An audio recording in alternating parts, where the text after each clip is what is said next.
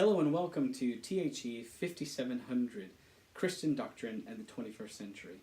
My name is Joseph Wood and I'll be your teacher for the next 6 weeks in this MA class with Trevecca.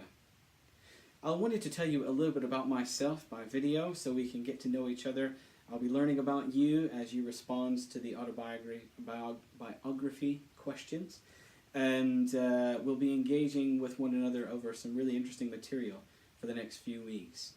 I'm a graduate of Trevecca. I have a BA in history from Trevecca and an MA in theology. I finished there in 2006. And then I moved to the United Kingdom and I pursued a further MA in theology with a focus on John Wesley studies.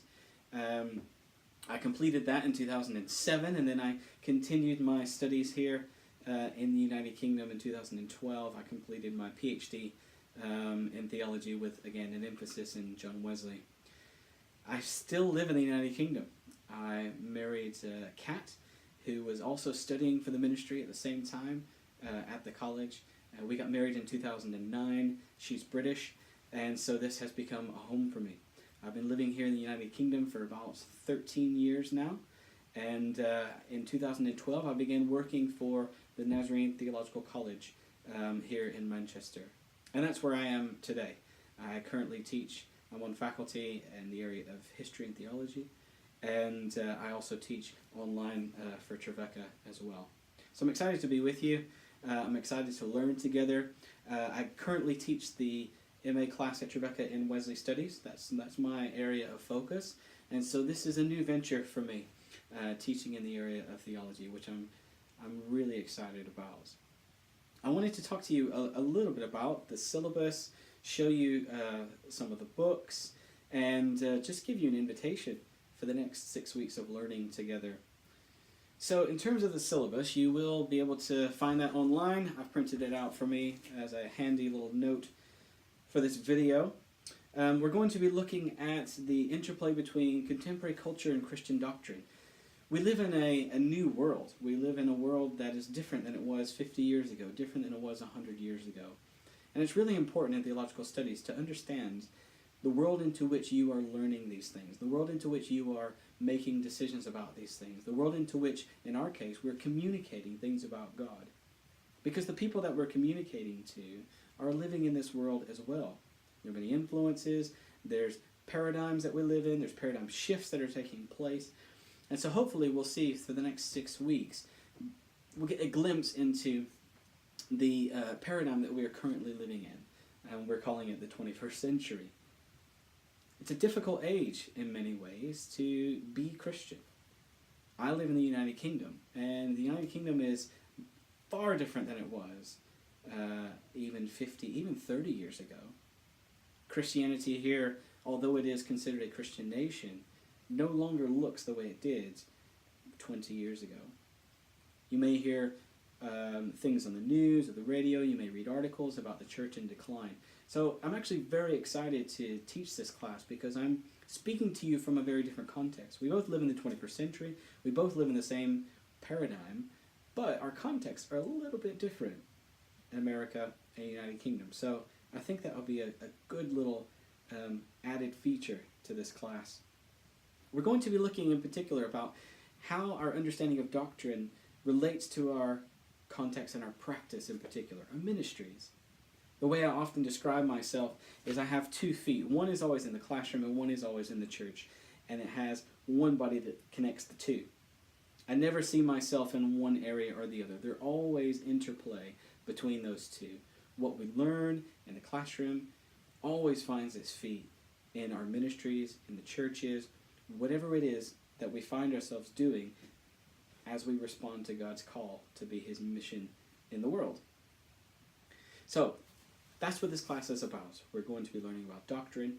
We're going to be learning about the context into which this doctrine is being spoken, is being lived out, and hopefully by the end of the class, you will have some clearer understanding of the world in which we're living now, and some ideas as ways forward, how to communicate these things to your churches and your contexts.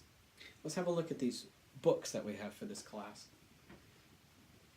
The primary book that we have is Beth Felker Jones. It's called Practicing Christian Doctrine. And from the title, you can clearly see that she's trying to say that there is no separation between our thinking and our practice. This is, in many ways, an introductory book to theology, but also quite profound in the way that she links those two things together, the thought and the practice as well. We'll be using this throughout the 6-week class.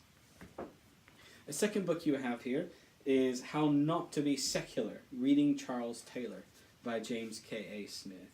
As you read the introduction to this book, you'll find out that Charles Taylor wrote a massive tome, a really big book, on what we call the secularity. And he unpacks and teases out in a very detailed kind of a way the world in which we're living right now. So what James K.A. Smith done is he's read the book for us, and he's giving us a synopsis of Taylor's thought. He gives us an idea about what it means to be living in a quote-unquote secular world, what secular even means, what postmodernity means, what kind of world are we living in, how do we receive information, how do we interpret information. The word epistemology will be one of the first things that we learn about in this first week of class. So James K.A. Smith's How Not to Be Secular is one of our first books that we'll look at. The second book, Albert Borgman, Power, Failure, Christianity in the Culture of Technology. Borgman tries to assess this world of information, this age of communication that we're in. And he tries to look at the ways in which that kind of forms and shapes us as Christians in particular. And he tries to suggest a way forward of how we can navigate living in the world in the world in which we live, and still be true to the gospel. Next one, you may have seen this book, or at least heard the title, Dietrich Bonhoeffer's The Cost of Discipleship. Bonhoeffer was a German Christian living during the Third Reich, during Nazi occupation of Germany. And if you don't know anything about Bonhoeffer, this is a great introduction into his life and into his work. Little spoiler alert, The Cost of Discipleship, he's simply saying that it is not easy to be a Christian, nor should it be easy to be a Christian.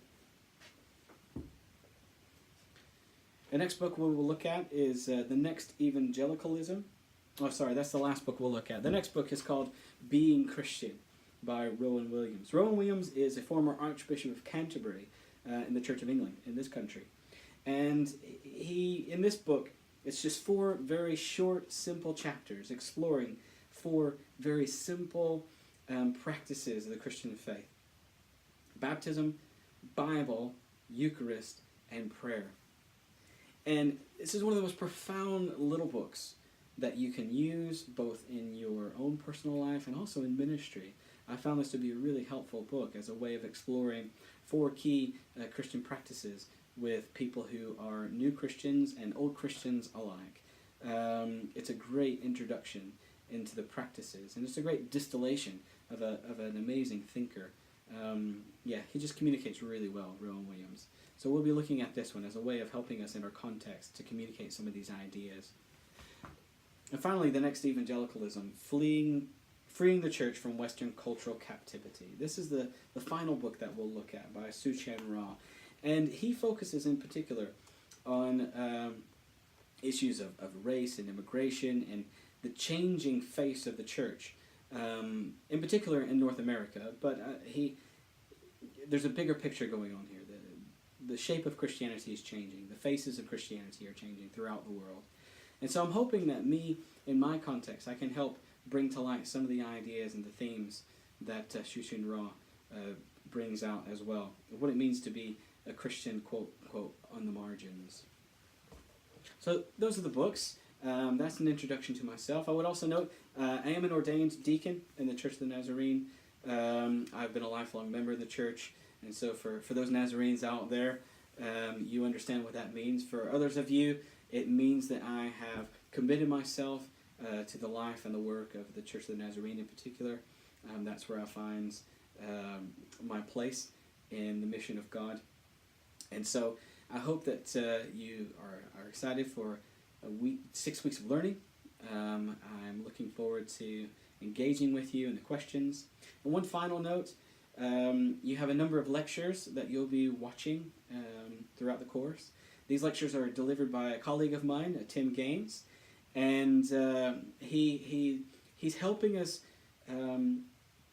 giving us almost introductions or frameworks that we can use as we approach the readings. The focus of the class are the readings and the engagement between myself, you, and your fellow students.